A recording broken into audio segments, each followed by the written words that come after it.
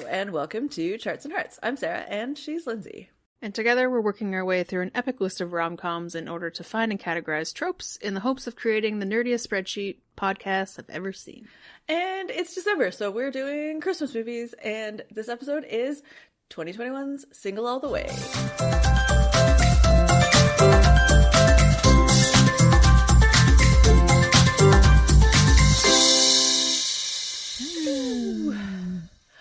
Oh, fun. So yeah, I saw this when it came out. Mm-hmm. I assume I watched it that year. I don't know. I haven't watched it recently, but yeah, that 2021, what a blur. And you had not seen it, correct? Correct. Yeah. Thoughts and feelings? It was fine. I liked the representation. I liked a lot of the main stuff. I can't deal with meddling family storylines, so that's probably a large part of my problem. Yeah, also, I mean, that's the part I like the least also, is like the, oh my god, you're single? Yeah, and then just like, Jennifer Robinson is like, really weird in this. She like, is really weird. Like, yeah. Like hyped up on some kind of something, and I'm like, just, what are you doing? Yeah. So that was weird, especially because I only know her from Shits.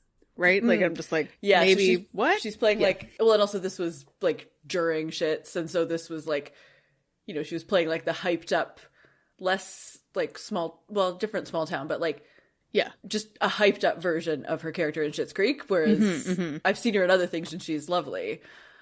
Yeah, the cast in this, though, is hilarious, because it's Michael Urie plays the main character, Luke McFarlane plays the guy that his family tries to set him up with, we've got Barry Bostwick, we've got Jennifer Coolidge, Kathy Najimy. Yeah.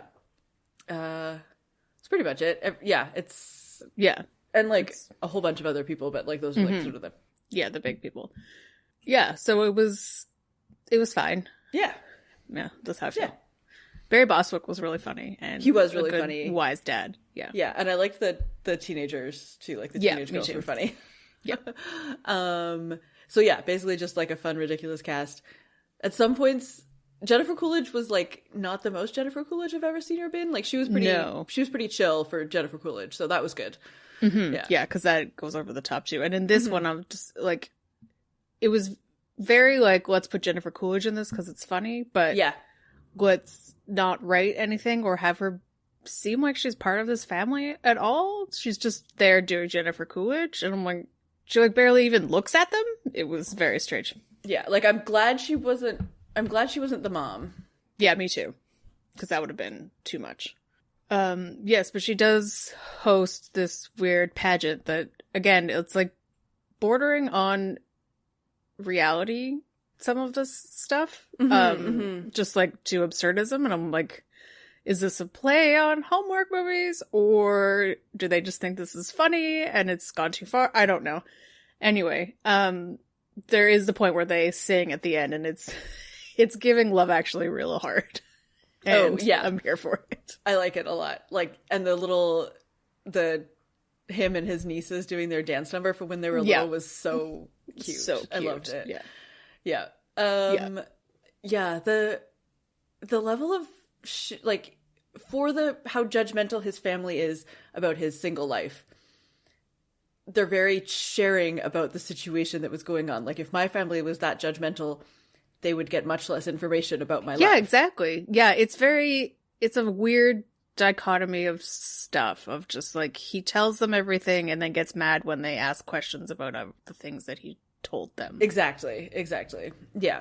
Okay, other observations. So there's kind of a through line of Jennifer Robinson and her husband own the like only bar in town, and various people go to the bar, and through Christmas there's the local snowplow driver who's played by Kathy Najimy's husband, who's adorable, and he like performs Christmas songs at the bar. Yeah, it's so random. It's really random, and I love it so much. I really like the song at the end, except for when you realize that it has the title of the movie in it. Oh yeah. Like, that part's it's too much, but I like otherwise everything about him. And I then think he's delightful. When the main character is explaining who he is, and he's like, he sings, he's a notary, he's something, and then he's like, he really needs to work on his brand. That part was funny.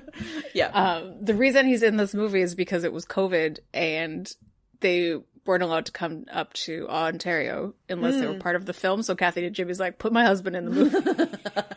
That's amazing. It's very much, who was it with their dog that we just watched? Oh, it was Betty White. Betty White. Yeah. Amazing. Yeah, so they hook up, or they try to set up the main character with this guy who's like the spin instructor, ski instructor, general hot man around town. And I can confirm, is hot. Yes. That's all I got. He's hot there. and charming, but also there was like a minute where he didn't want to answer why he was in town, and that never went anywhere. And I was like, is he gonna fall apart somehow? Yeah. Like, he never actually says why he moved to town, except that he likes skiing. Well, and I think that's really all it fine. is. It's just like he found a cheap place to live where he can ski and be a spin instructor in the non-ski season. Like, I think it's just not that. It's not that interesting. Probably. Yeah, I think so, probably. Yeah. And I also did like they kissed and they were trying to have chemistry, but they really didn't. Mm-mm. So it wasn't like it was dramatic that they didn't end up together. Yeah. Oh yeah, I guess we didn't really do a plot summary. Oh yeah. Basically, I can sum it up pretty quick. There's a guy, he has a boyfriend. Turns out his boyfriend's married to a woman, and so they break up right before Christmas, and this guy was going to be the first guy he brought home to meet his family at Christmas. And so instead of bringing that guy, he brings his roommate that he has been potentially in love with for like their whole friendship, but they just have never wanted to go there. And so he brings the roommate home, not as his boyfriend. Well, they plan to pretend that he's his boyfriend, and then they don't at the last minute. And then he gets set up. The boyfriend's super handy, and the family loves him, and all the nieces and nephews love him. And then they get together at the end. And then the boyfriend rents him a plant store in town, because the whole thing is like he wants to move home. So that's about it. Yeah, the roommate is a TaskRabbiter, but also wrote a dog book for kids, and that's really adorable. It is really adorable. Dog, and the nephews are really cute and super excited about the book, and like super fans of the dog book. Yeah. And overall, I think because this was both about and by and starring actual gay people, there are a lot of gay stereotypes, but like not to be stereotypical, more just as comedy / shorthand. Yeah, I think very self-aware. Yeah, it's self-aware, but it's not as in your face as Fire Island, which is also the same, like written and starring and all of that stuff, but it's not trying to be like, this is a gay movie. Probably because it's Netflix and it was the first one ever. Yeah, it was their first like gay rom-com Christmas movie that they ever did. Yeah. Good job. No, it's like, you're asking the gays to help with the pageant, and it's like, well, you're handy and good at building sets, and you're good at like marketing and storytelling. It's nothing to do with your sexuality your skills. Okay, should we go through the tropes, because it's there's tropey. So many. Oh goodness.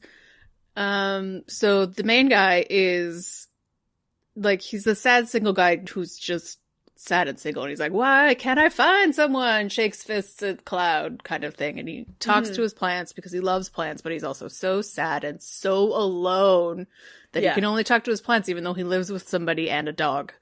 Whatever.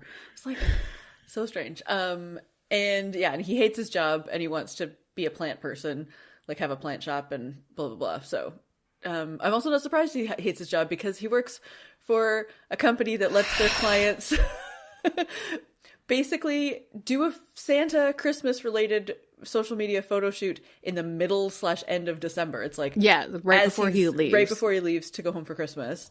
And then on Christmas Eve. No, so they are launching this campaigin on the 24th. On the 24th, which it's for shaving cream, razors. Yeah, I'm assuming it seemed like it was basically the, like the shaving subscription thing where you get the like razor blades and the shaving cream. But they're launching this campaign on Christmas Eve with Santa themed stuff. Yeah, like no, this would launch on Black Friday, basically.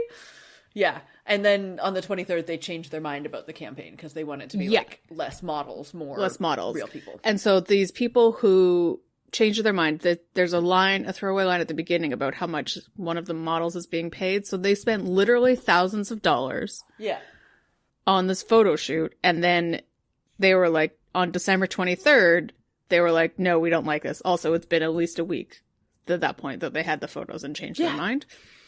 And they're like, on December 23rd, they're like, no, we don't want this.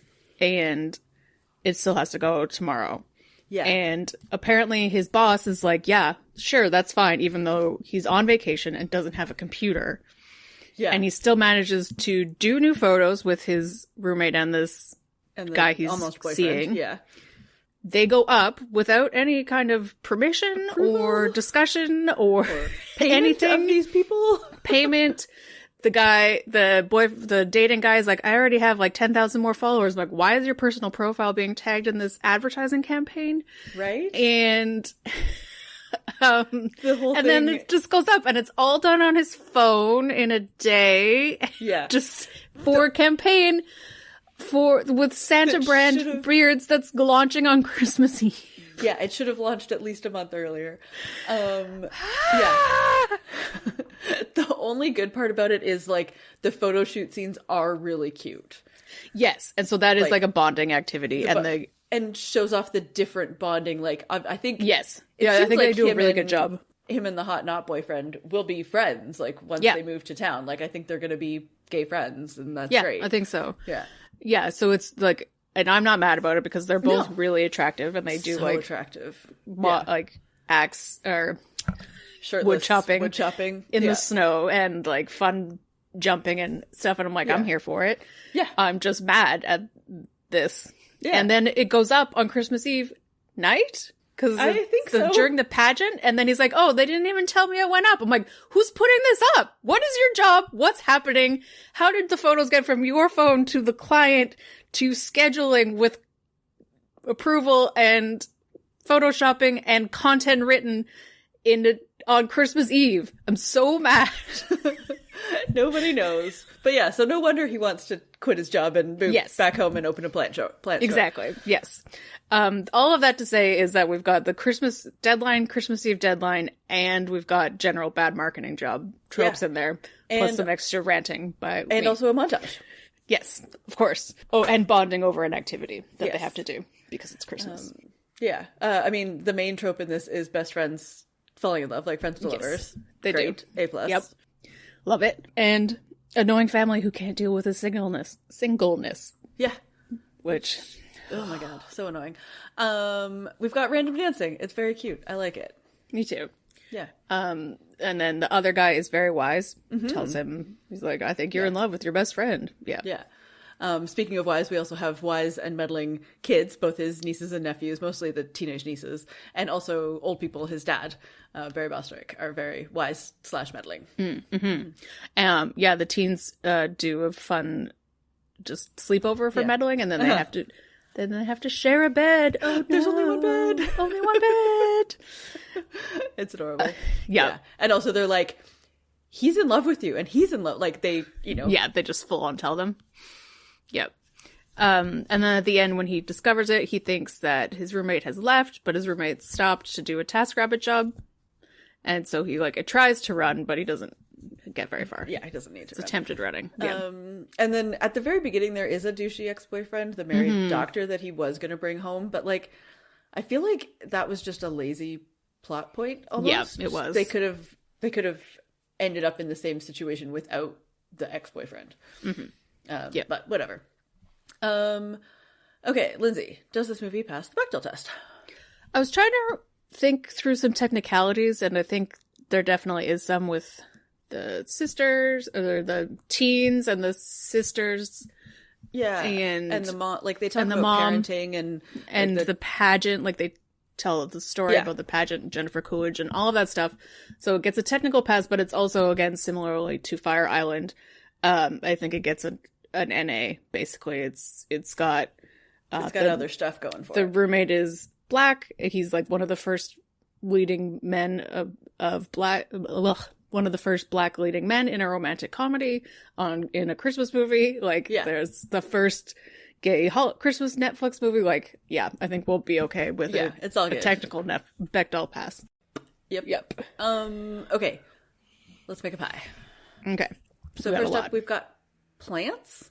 Yeah. He's very into plants. He's very into plants. But they don't really, like, it could be anything. It could be baking. It could, like, it's not specifically plants. No, that that's matter. correct. So yeah. that, I kind of want to say, like, 15? Mm-hmm. Yeah. And then this movie is brought to you by TaskRabbit, maybe? Yeah.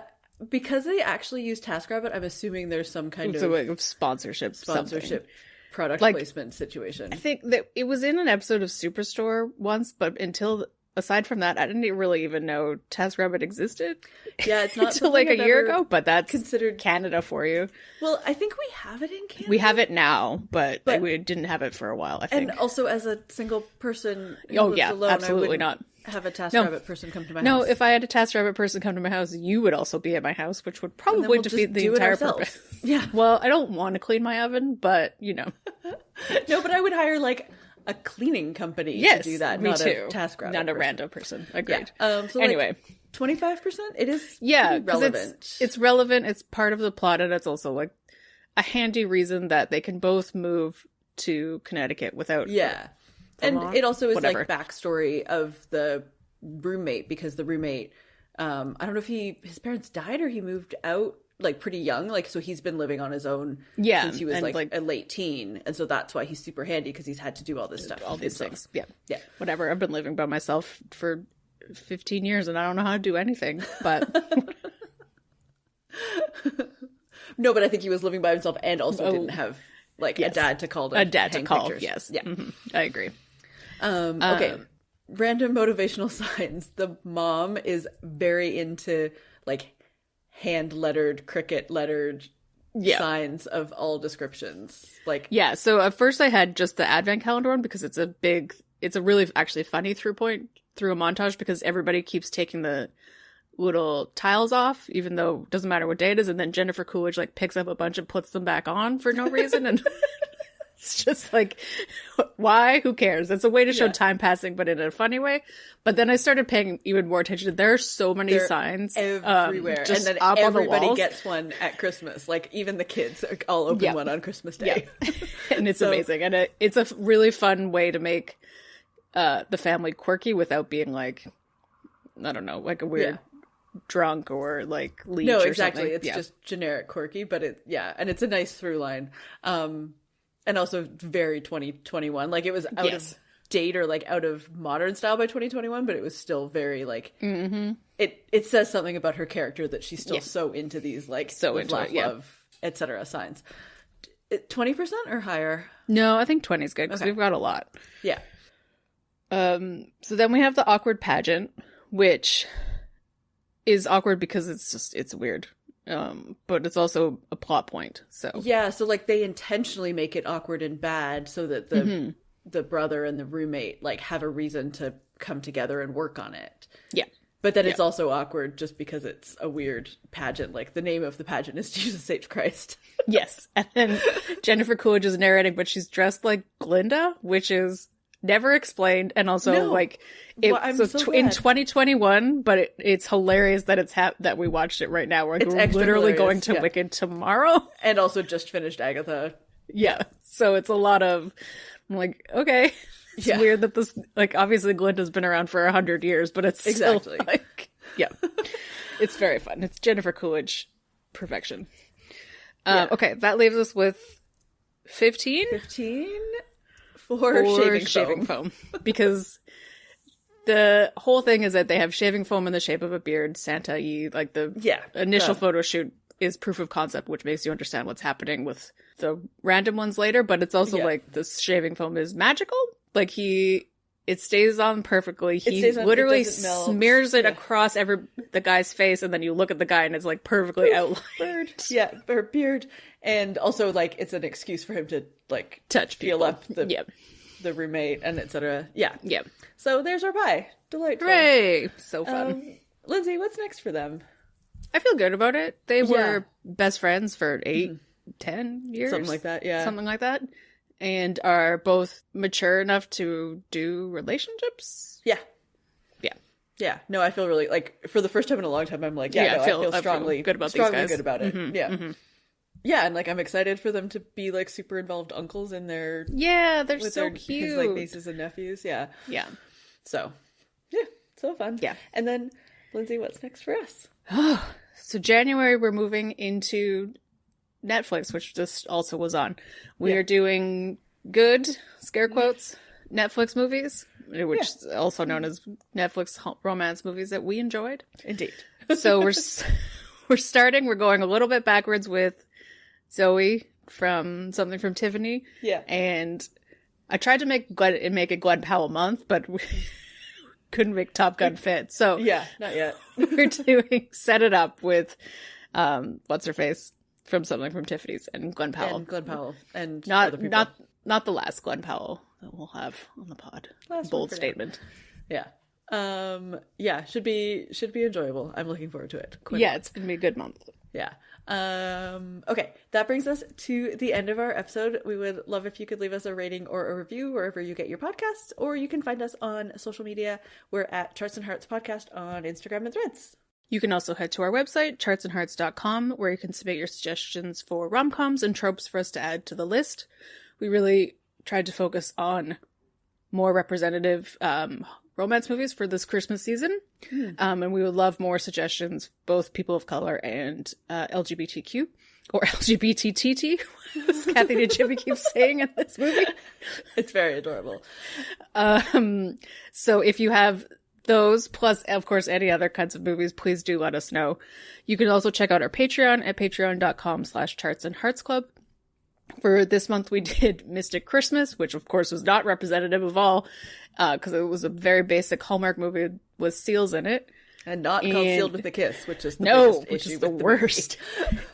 But we did it as a crossover with Whale Tales Watches. So Nicole came on with us, and we had a lot of fun ranting about this movie. But that one is actually free on our Patreon for anyone who joins our Patreon for free. So I hope you enjoy that. And we've got lots of other Christmas movies on the main feed and the Patreon. We've got a Patreon playlist, but we've also got a Patreon Christmas playlist, which of course I'm putting Joy to the World and Santa, Can You Hear Me? Whatever. That's not, My One True Wish or something like that by Britney. The song from this one. Yeah. Yeah. So that'll be on there and it'll be super fun. Oh, amazing. Well, let us know your thoughts on this movie. What are your feelings about the marketing campaign of Doom? And in the meantime, Love is Blind. No, that's when you fall in love with someone who's ugly.